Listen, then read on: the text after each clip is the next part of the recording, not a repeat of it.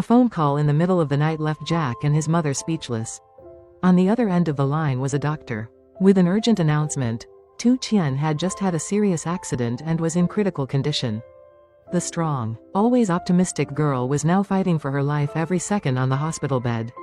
The accident happened so suddenly, when Tien was on her way to bring the contract to Jack. No one expected that just one step out onto the street would change her life so fragilely.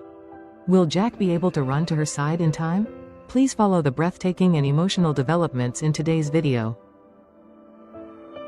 Jack left the hospital in a state of confusion, his face pale and his eyes vacant, although he had run to the place where the doctor had called to report the initial news.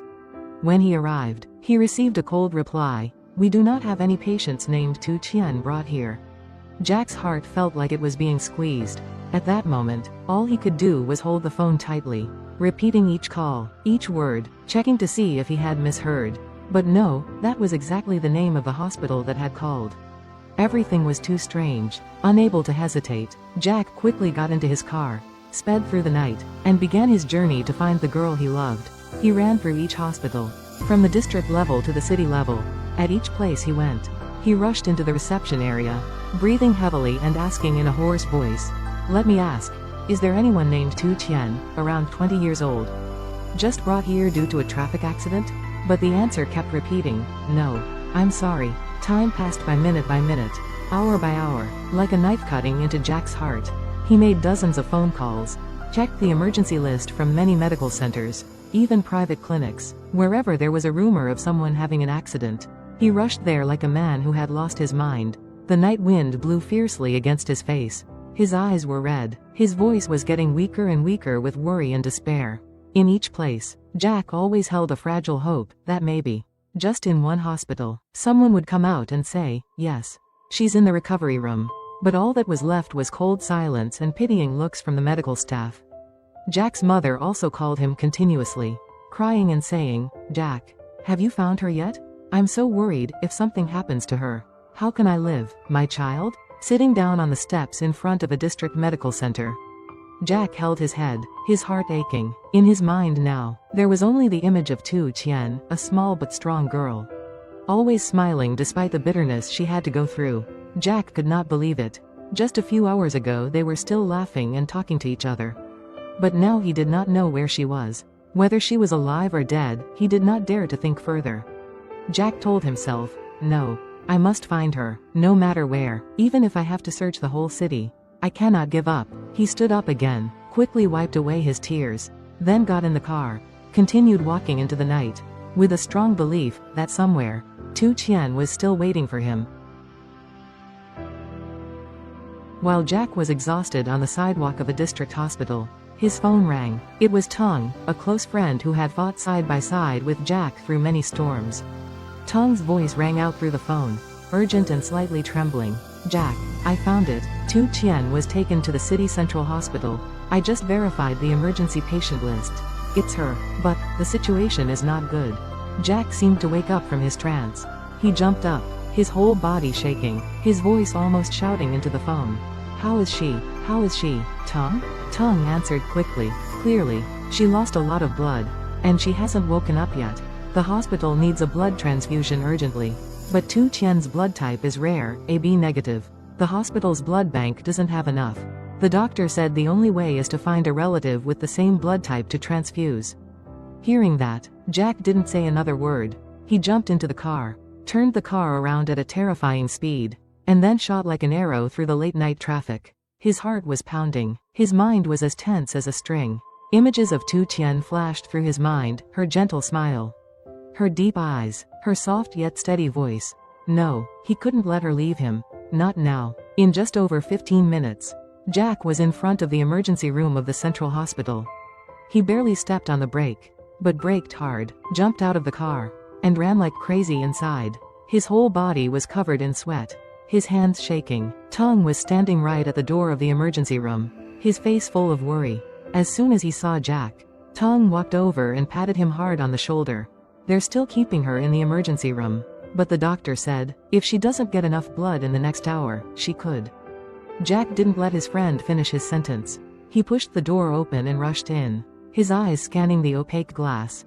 Inside, through the glass door and the cold light, he saw Tien lying there, her face pale, her eyes closed, her hands hanging limply. Jack's heart felt like it was being squeezed by someone's every beat. He had never seen her so weak. A feeling of helplessness spread throughout his body. A nurse ran out, her voice urgent. "Are you the patient's family member? Please do a quick test. If your blood type is compatible, we will transfuse immediately." Jack nodded repeatedly, almost shouting, "I'll do it right away. Hurry, I'll do everything, as long as I can save her."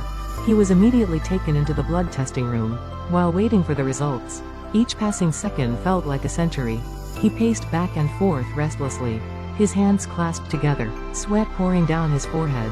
There was only one thing on his mind: nothing must happen to Tien, she must live.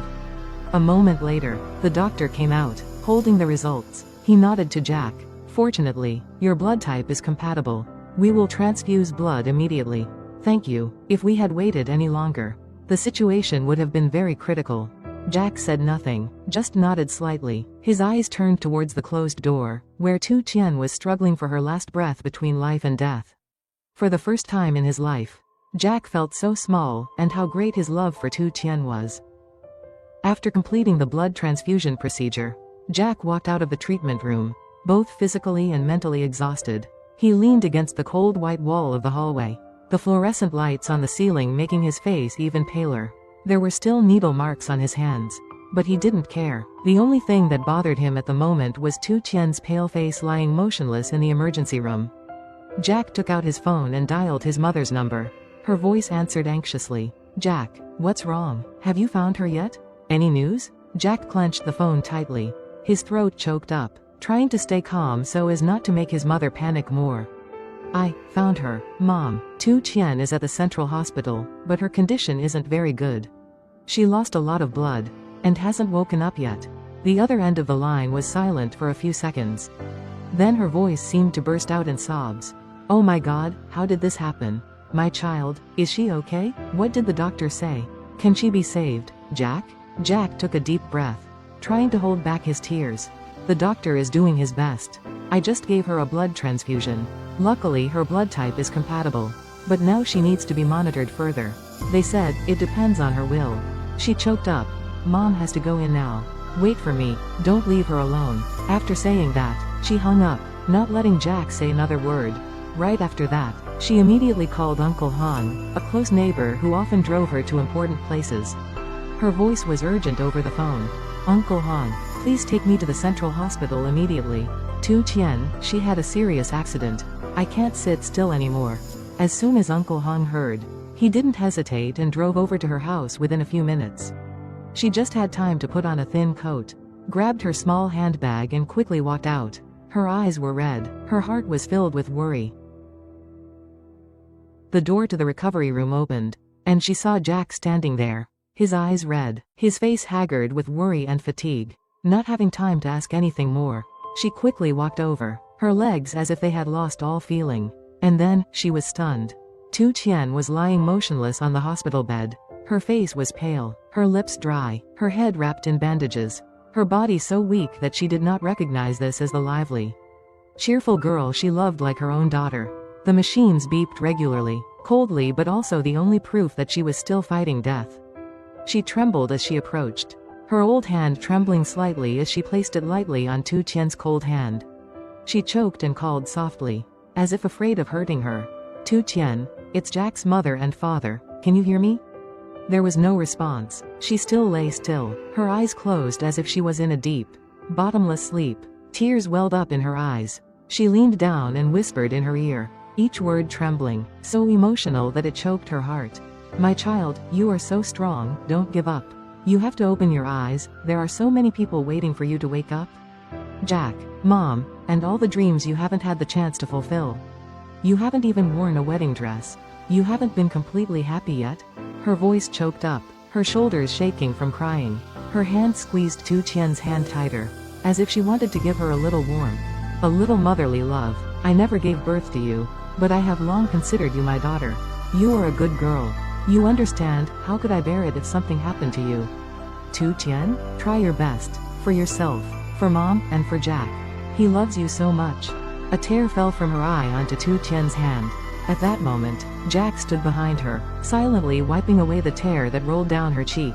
He also couldn't hold back his emotions. But he knew that the best thing now was hope. Hope that his mother's words would reach the deepest part of Tien's heart, where she was still fighting hard to return.